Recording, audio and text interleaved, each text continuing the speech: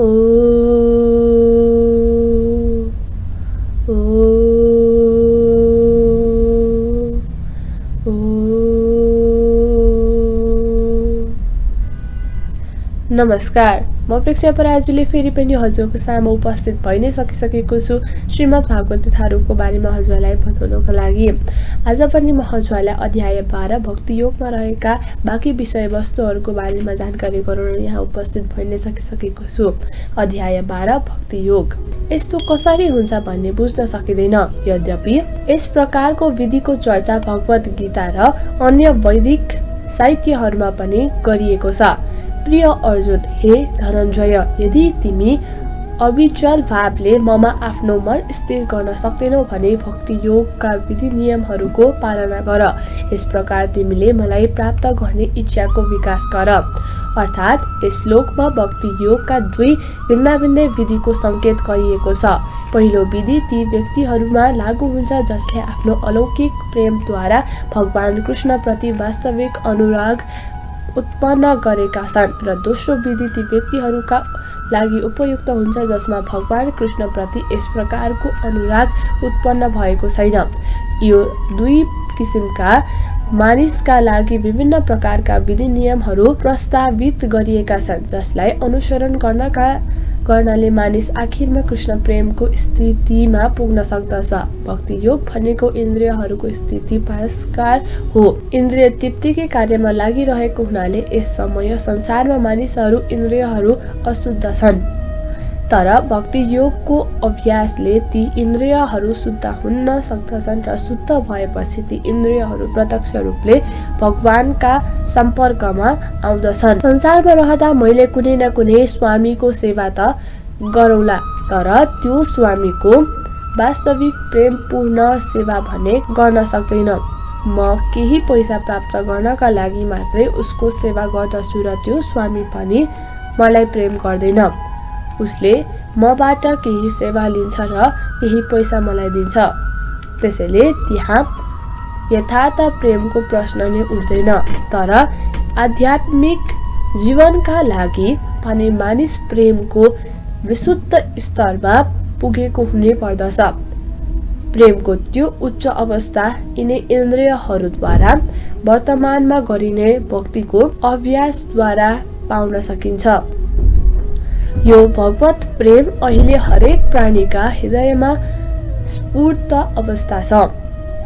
त्यहाँ भगवत प्रेम विभिन्न किसिमले व्यक्त पनि हुन्छ, तर शारीरिक सम्पर्कले गर्दा त्यो प्रेम दूषित हुन पुग्दछ। त्यसैले त्यो शारीरिक सम्पर्कबाट पहिले हृदयलाई शुद्ध पार्नु पर्दछ अनि स्फूर्त अवस्थामा रहेको त्यो स्वाभाविक कृष्ण प्रेम पुनः जागृत गर्नु पर्दछ। यही नै परिपूर्ण विधि हो। भक्ति योगको विधि नियमहरूको अभ्यास गर्नका लागि मानिसले कुनै सुयोग्य गुरुको मार्ग निर्देशनमा रहेर काम गर्नुपर्दछ। केही निश्चित नियमहरू गर्नुपर्दछ, जस्तै बिहान सबेरै उठ्ने, स्नान गर्ने, मन्दिरमा प्रवेश गर्ने, भगवानको वन्दना गर्ने अनि हरे कृष्ण महामन्त्रको जाप गर्ने इत्यादि। त्यसपछि भगवानको अर्चा विग्रहमा अर्पण गर्नका लागि फुलहरू गर्नुपर्दछ, टिप्ने, भाग लगाउनका लागि भोजन तयार गर्ने अनि प्रसाद ग्रहण गर्ने आदि। मानिसले पालन गर्नुपर्ने अनेकौं नियमहरू छन्। शुद्ध भक्तहरूद्वारा नित्य नियमित रूपले भगवत गीता र श्रीमद् भागवतको श्रवण गर्नुपर्दछ। यस्तो अभ्यासले मानिसलाई भगवत प्रेमको अवस्थासम्म उठाउन सहायता गर्दछ। त्यसपछि आध्यात्मिक जगत वा भगवत धामसँग पुग्ने उसको प्रगति निश्चित हुन्छ। सुयोग्य गुरुका निर्देशनमा रहेर विधि नियमहरू पालन गर्दै भक्ति योगको अभ्यास गर्नाले भगवत प्रेमको अवस्थालाई प्राप्त गर्न सकिन्छ।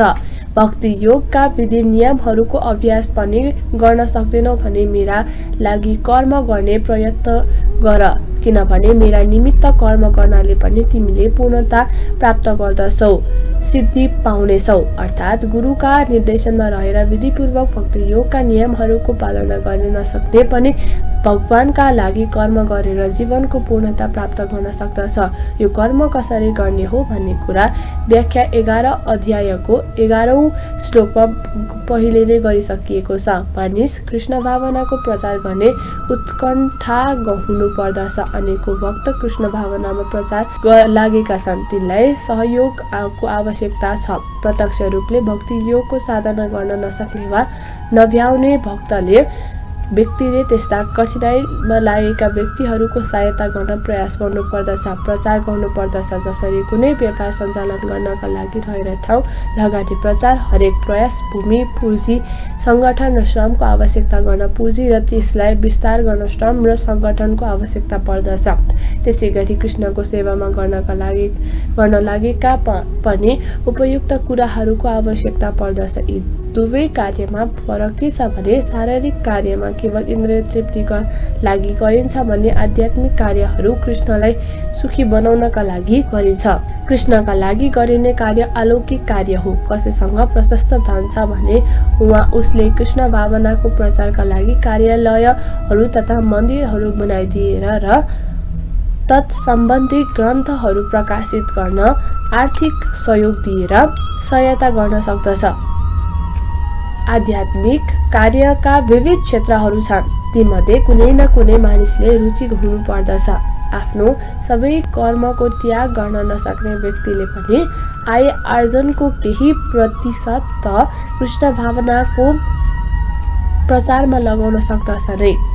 यसरी स्वेच्छाले कृष्ण भावनाको प्रचार गर्ने कुनै पनि कार्यमा सेवा र सहयोग पुर्याउन मानिसले भगवत प्रेमको उच्चतम अवस्थालाई प्राप्त गर्न सक्दछ र यसबाट मानिसले जीवनको परिपूर्णता प्राप्त गर्दछ। यदि कृष्ण भावनामा रहेर कर्म गर्न सक्दैनौ भने तिमी सम्पूर्ण कर्मफललाई त्यागेर आत्मामा स्थित हुने प्रयत्न गर।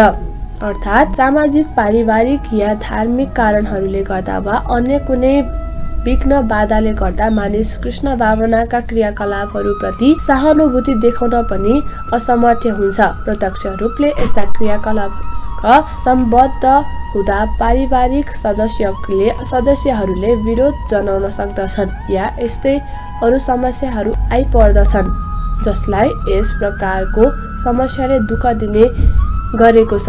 त्यसलाई आफ्ना कर्मको सच्चित फल कुनै शुभ कार्यमा लगाउन सल्लाह दिइन्छ। वेदमा यस किसिमको व्यवस्था वर्णित छ। त्यहाँ पूर्वजन्म कर्म र तिनको फललाई प्रयोगमा ल्याउन सकिने अनेक यज्ञानुष्ठानहरू, पुण्य कर्महरू र विशिष्ट कार्यहरूको पनि वर्णन छ। यसबाट मानिस बिस्तारै ज्ञानका स्तरसम्म माथि उठ्दछ। कृष्ण भावनाका क्रियाकलापमा रुचि नरहे पनि अस्पताल वा यस्तै सामाजिक संस्थाका लागि अर्थदान गर्ने व्यक्तिले सत्कर्ममै आफ्नो कमाइको अंशदान गरिरहेको हुन्छ। यस्ता मानिसहरूको पनि यहाँ प्रशंसा गरिएको छ, किनभने आफ्ना कर्मफलको त्याग गर्ने बानीले मानिसको मनलाई क्रमशः स्वच्छ बनाउँदै लैजान्छ। यसरी मन स्वच्छ भइसकेपछि मानिस बिस्तारै कृष्ण भावनालाई बुझ्न सक्ने हुन्छ। कृष्ण भावना मृत स्वयं नै मनलाई निर्मल बनाउने प्रमुख तत्व भएको हुनाले यो अरू कुनै अनुभवमा आश्रित छैन। यदि कसैलाई कृष्ण भावनामा संलग्न हुन कुनै प्रकारको कठिनाइ अनुभव हुन्छ भने उसले आफूलाई गरेको कर्मको प्रतिफल परित्याग गर्ने प्रयत्न गर्नुपर्दछ। यस्तो अवस्थामा गरिने समाज सेवा, समुदाय सेवा, राष्ट्रिय सेवा वा देशका लागि गरिने कुनै उद्योग स्वीकार्य हुन्छन्। यसबाट मानिस कुनै न कुनै दिन भगवानको शुद्ध भक्त प्राप्त गर्न सक्षम हुन्छ। भगवत गीता 18-46 मा भनिएको छ, यदि कसैले आफ्नो कर्मफल परम कारणलाई समर्पित गर्न चाहन्छ भने आरम्भमा त्यो परम कारण कृष्ण हुनुहुन्छ भन्ने ज्ञान नभएर पनि उसले यज्ञ विधिद्वारा क्रमशः कृष्ण नै सबै कुराका परम कारण हुनुहुँदो रहेछ भन्ने बुझ्दछ। यदि तिमी यो अभ्यास पनि गर्न सक्दैनौ भने ज्ञानको अनुशीलनमा लाग। तर ज्ञान भन्दा ध्यान श्रेष्ठ छ र ध्यान भन्दा कर्मफलको त्याग झन श्रेष्ठ छ, किनभने यस प्रकारको त्यागबाट मानिसले मानसिक शान्ति प्राप्त गर्न सक्दछ। अर्थात् पूर्वका श्लोकहरूमा 2 प्रकारका भक्तिको उल्लेख गरिएको थियो, जसमा पहिलो हो विधि नियमहरूको पालन र दोस्रो हो भगवत प्रेम प्रति पूर्ण आसक्त। कृष्ण भावनाका सिद्धान्तहरूको पालन गर्न नसक्ने व्यक्तिले ज्ञानको अनुशीलन गर्नु उत्तम हुन्छ, किनभने ज्ञानबाट मानिसले आफ्नो वास्तविक अवस्थालाई बुझ्न समर्थ हुन्छ। यही ज्ञानले मानिसलाई ध्यानसम्म पुर्याउँदछ र ध्यानबाट बिस्तारै मानिस भगवानलाई बुझ्न सक्षम हुन्छ। यस्ता पनि विधिहरू छन् जसले मानिसलाई म नै परमब्रह्म हुँ भन्ने अनुभूति गराइदिन्छन्। भक्ति सेवामा संलग्न हुन नसक्नेहरूका लागि यस प्रकारको ध्यान पनि राम्रै मानिन्छन्। यस किसिमको ध्यान पनि गर्न नसक्नेहरूका लागि वैदिक साहित्यमा ब्राह्मण, क्षत्रिय, वैश्य र शूद्र यी वर्ण अनुसार विभिन्न कर्तव्य कर्मको निर्देशन गरिएको छ।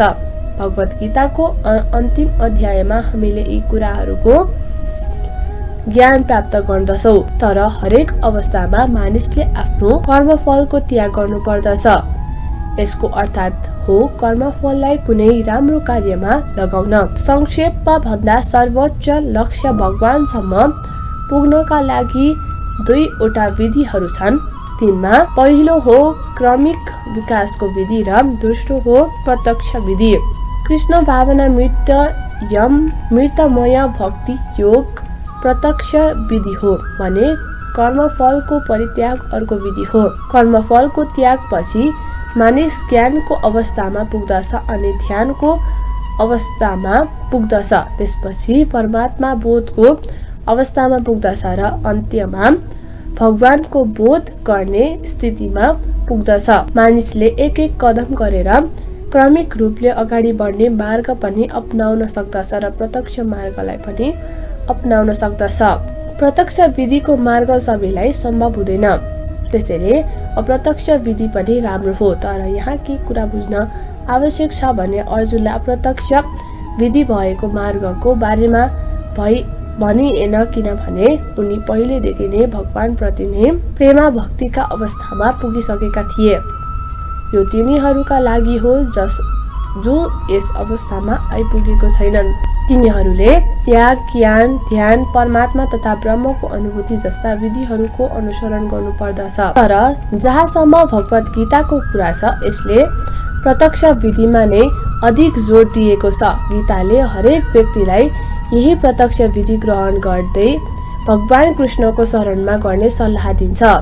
जो कसैसँग दुवेष गर्दैन र सबै जीवात्माको दयालु मित्र छ, जो आफूलाई कुनै कुराको स्वामी मान्दैन र मिथ्या अहंकारबाट मुक्त छ, जो सुख र दुःखमा समान रहन्छ र सहनशील छ, जो सधैँ सन्तुष्ट रहन्छ, आत्मसंयमी छ र संकल्प सहित भगवत भक्तिमा संलग्न छ, जसको मन र बुद्धि ममा स्थिर छ, त्यस्तो व्यक्ति मलाई साह्रै प्रिय लाग्छ। अर्थात् फेरि पनि पवित्र भक्ति योगको चर्चा गर्दै भगवानले यी 2 श्लोकहरूमा शुद्ध भक्तका विशेषताहरूको वर्णन गर्नुभएको छ। शुद्ध भक्त कुनै पनि परिस्थितिमा कहिले पनि विचलित हुँदैन, उसको कसैप्रति ईर्ष्या पनि गर्दैन।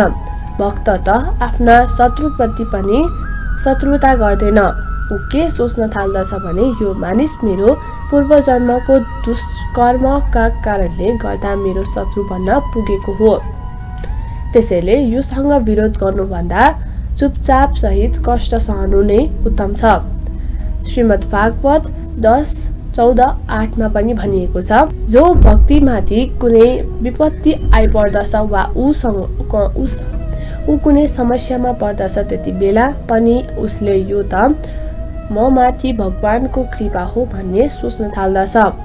उसले विचार गर्दछ मैले पूर्व जन्ममा ठूला ठूला दुष्कर्महरू गरेका थिए, त्यसको परिणाम स्वरूप मैले धेरै दुःखहरू भोग्नु पर्ने थियो। तर भगवानको कृपाले गर्दा मैले गरेको सबै दुष्कर्महरूको सम्पूर्ण दण्ड नभोगेर एउटा सानो कष्ट मात्र अहिले भोग्दैछु। अत मेरा भगवान म प्रति अति कृपालु हुनुहुन्छ। यस्तो सोचेर ऊ अनेक कष्टपूर्ण परिस्थितिहरूमा पनि सर्वदा सत्य, सभ्य र धैर्यपूर्ण बनिरहन्छ। भक्त सदा सर्वदा सबैप्रति दयालु हुन्छ, चाहे त्यो उसको शत्रु नै किन नहोस्। निर्ममको अर्थ हो भक्तले आफ्नो शारीरिक दुःख कष्टलाई त्यति महत्त्व दिँदैन, किनभने उसले म यो भौतिक शरीर होइन भन्ने कुरा राम्रोसँग बुझेको हुन्छ। उसले शरीरलाई नै आफ्नो परिचय मान्दैन, त्यसैले ऊ सम्पूर्ण मिथ्या अहङ्कार बोधबाट मुक्त हुन्छ र सुख र दुःखमा समान रहन्छ। ऊ सहनशील हुन्छ र भगवानका कृपाले जे प्राप्त हुन्छ त्यसैमा सन्तुष्ट रहन्छ। ऊ ठूलो कष्ट गरेर उपलब्ध हुने वस्तु पाउन प्रयत्न गर्दैन, त्यसैले ऊ सदा प्रसन्न चित्त रहन्छ। आफ्ना गुरुबाट प्राप्त निर्देशनमा अटल रहने हुनाले ऊ पूर्ण योगी हो र उसका इन्द्रियहरू संयमित हुने हुनाले ऊ दृढ निश्चयी पनि हो। शुद्ध भक्त मिथ्या तर्कहरूद्वारा विचलित हुँदैन, किनभने उसैलाई कसैले पनि भक्तिको दृढ संकल्पबाट हटाउन सक्दैन। भगवान कृष्ण नै शाश्वत परमेश्वर हुनुहुन्छ भन्ने कुरामा पूर्ण सचेत हुने हुनाले उसलाई कसैले पनि विचलित बनाउन सक्दैन। यी सम्पूर्ण गुणहरूका कारणले गर्दा ऊ आफ्ना मन र बुद्धिलाई पूर्णतया भगवानमा स्थिर राख्न समर्थ हुन्छ। भगवत भक्तिको यस्तो आदर्श निश्चय नै अति दुर्लभ छ भने, तर भक्ति योगका विधि नियमहरूको परिपालनद्वारा भक्त त्यो स्तरमा अवस्थित हुनुपर्दछ। पूर्णतया कृष्ण भावनामा रहेर गरिएका उसका समस्त क्रियाकलापहरूबाट भगवान सर्वदा प्रसन्न हुनुहुन्छ, त्यसैले भगवान भन्नुहुन्छ त्यस्ता भक्त मलाई साह्रै मन पर्दछ, जसबाट अरू कसैलाई कुनै कष्ट पुग्दैन र जो अरू कसैबाट पनि विचलित हुँदैन र जो सुख र दुःख, डर र त्रासमा पनि समान रहन्छ, त्यो व्यक्ति मलाई अति प्रिय हुन्छ। अर्थात् यहाँ भक्तका केही अन्य गुणहरूको चर्चा गरिँदैछ। भगवानका भक्तले कसैलाई पनि दुःख पुर्याउने, पीड पार्ने, त्रसित पार्ने, असन्तुष्ट पार्ने जस्ता कार्यहरू गर्दैन। भक्त सबैप्रति दयालु हुने हुनाले उसले अरूलाई पीड पर्ने काम कहिले पनि गर्दैन। साथै यदि कसैले भक्तलाई पीड पार्ने काम गर्यो भने पनि त्यसबाट ऊ कहिले विचलित हुँदैन। भगवानका कृपाले गर्दा ऊ यस्ता कुरामा अभ्यस्त भइसकेको हुन्छ, त्यसैले ऊ कुनै पनि बाहिरी व्यवधानहरूद्वारा विचलित हुँदैन, आत्तिदैन। सधैँभरि कृष्ण भावनामा निमग्न भइरहने र प्रेम भक्तिमा लागिरहने हुनाले भक्तहरू कुनै पनि शारीरिक परिस्थितिहरूबाट विचलित हुँदैनन्। साधारणतया भौतिकवादी मानिस आफ्नो शरीर तथा इन्द्रियहरूलाई तृप्ति दिने कुनै वस्तु प्राप्त गर्दै धेरै खुसी हुन्छ, तर जब उसले आफूसँग नभएको भोग्य वस्तुहरू अरूसँग भएको देख्दछ, त्यस समय ऊ फेरि दुखी हुन्छ र ईर्ष्या गर्न थाल्दछ। आफ्ना शत्रुबाट प्रतिशोधको अपेक्षा हुँदा ऊ भयभीत स्थितिमा पुग्दछ अनि आफूले केही गर्न नसकिने भन्ने निराश हुन पुग्दछ। सांसारिक व्यक्तिको हालत यस्तो हुन्छ, तर एउटा भक्त यी सम्पूर्ण व्यवधानहरूबाट सर्वदा पर रहने हुनाले ऊ कृष्णको अति प्रिय हुन पुग्दछ। सामान्य कार्यकारण प्रति आश्रित नहुने, शुद्ध कुशल चिन्तन रहित, समस्त दुःखबाट मुक्त र कुनै फल पाउनका लागि प्रयत्न नगर्ने मेरो भक्तलाई अति प्रिय हुन्छ। अर्थात् भक्तलाई धन दिन सकिन्छ, तर भक्तले धन कमाउनका लागि सङ्घर्ष गर्नु हुँदैन। यदि आफू सुकै वा भगवत कृपाले कतै धन प्राप्त हुन आएको पनि भक्त आन्दोलित हुँदैन। स्वाभाविक रूपमा भक्तले दिनमा 2 पटक स्नान गर्दछ तथा भगवत सेवाका लागि बिहानै सबेरै उठ्दछ। यसरी ऊ स्वत भित्री तथा बाहिरी दुवै अवस्थामा स्वच्छ हुन्छ। भक्त सर्वदा कार्यकुशल हुन्छ, किनभने उसले जीवनका सम्पूर्ण क्रियाकलापहरूको सार तत्त्व पूर्णतया जानेको हुन्छ र प्रामाणिक शास्त्रहरूप्रति उसको अटल विश्वास हुन्छ। भक्त कहिले पनि कसै दल र पार्टीको पक्षमा लाग्दैन, त्यसैले ऊ सर्वदा पक्षपात रहित हुन्छ। ऊ कहिले पनि व्यथित हुँदैन, किनभने ऊ समस्त उपाधिहरूबाट मुक्त हुन्छ। शरीर पनि एउटा उपाधि हो भन्ने कुरा उसले बुझेको हुन्छ, त्यसैले शारीरिक कष्टहरूबाट पनि ऊ मुक्त हुन्छ। शुद्ध भक्तले भक्ति योगका नियम विरुद्ध कुनै पनि कार्य गर्दैन। उदाहरणका लागि ठूलो भवन बनाउन ठूलो शक्ति वा परिश्रमको आवश्यकता पर्दछ, त्यसैले त्यस्ता व्यवसायमा उसले हात हाल्दैन। अर्थात् भक्तिको विकासमा सहयोग नहुने कुनै कार्य पनि उसले गर्दैन।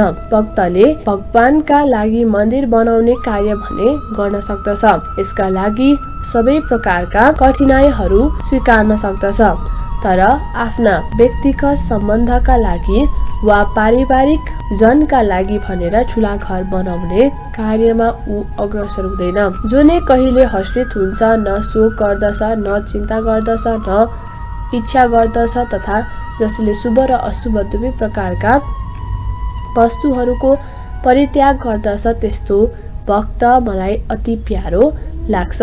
अर्थात् शुद्ध भक्त न कुनै भौतिक लाभ प्राप्त गर्दा हर्षित हुँदैन, कुनै हानि हुँदा चिन्तित नै हुन्छ, न ऊ छोरी वा शिष्य प्रतिका लागि त्यति उत्सुक हुन्छ, न ती कुरा प्राप्त नहुँदा दुखी हुन्छ। यदि आफूलाई ज्यादै मन पर्ने वस्तु हरायो भने पनि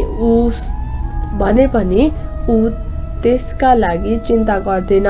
त्यसै गरी आफूका इच्छा गर्ने वस्तु नपाउँदा पनि ऊ दुखी हुँदैन।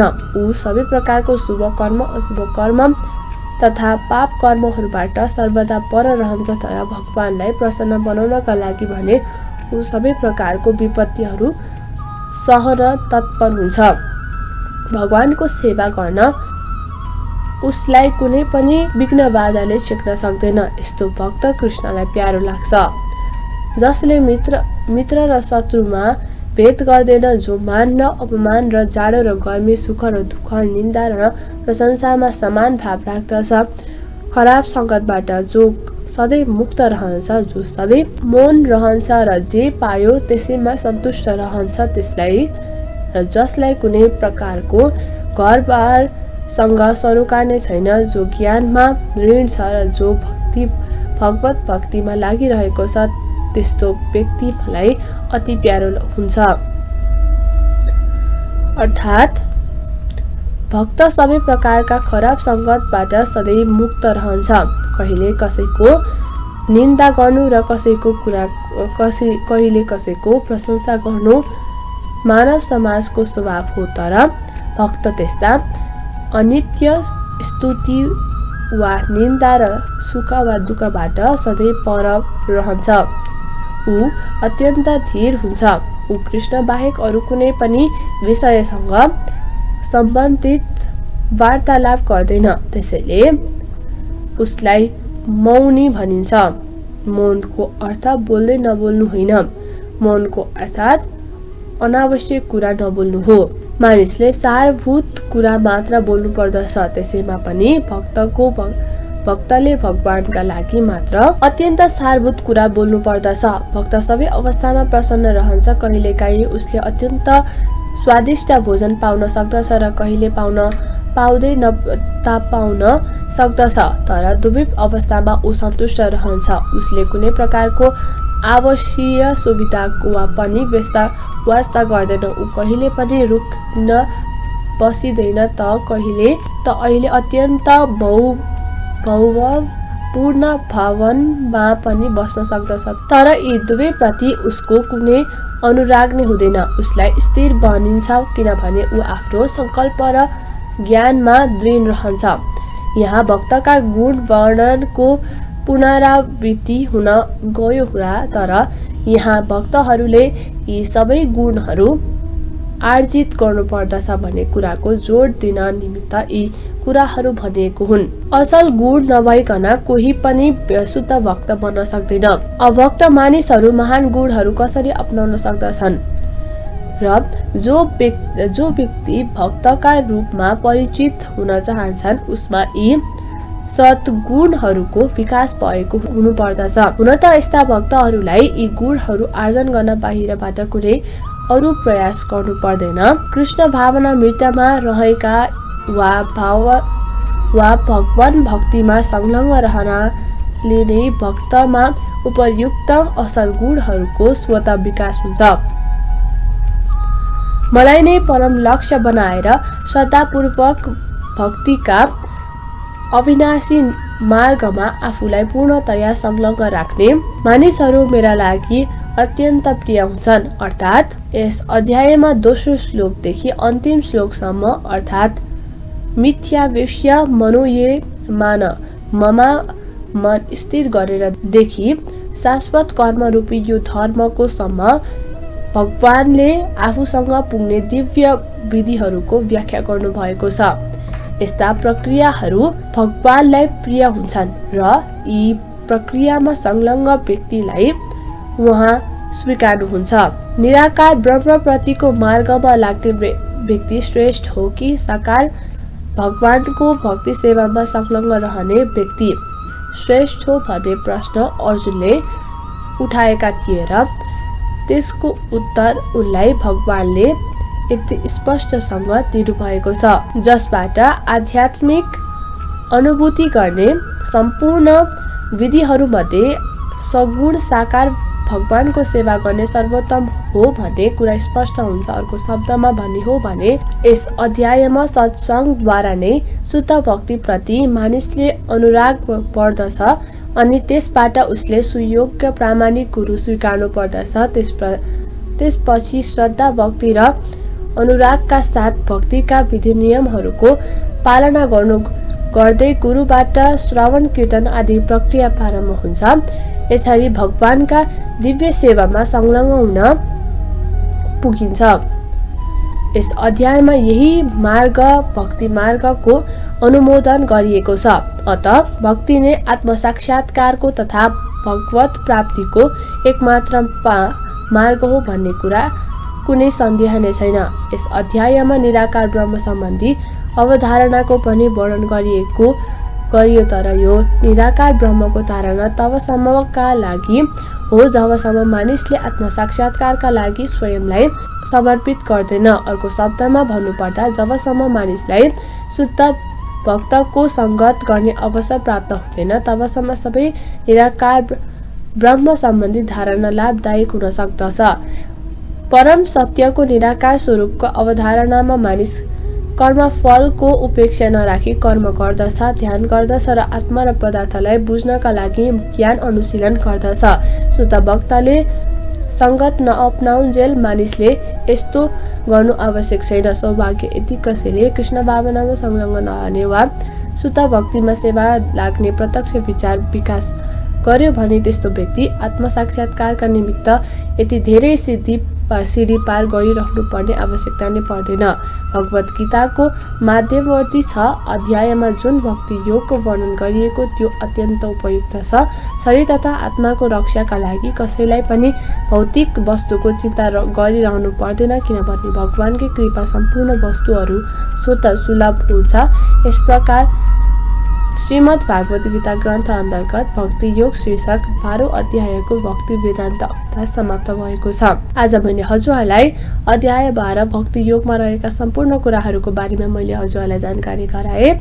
अब हजुरलाई अर्को एपिसोडमा अध्याय 13 को बारेमा यस किताबमा रहेका सम्पूर्ण विषयवस्तुहरूको बारेमा जानकारी गराउने पाचाको साथमा म प्रेक्षा पराजुले हजुरको माझमा बिदा हुन चाहन्छु है त। हस्त नमस्कार। हजुरहरू सबैजनालाई राधे राधे, साथसाथै लाइफको टेलिभिजन हेर्न नबिर्सनु होला है त।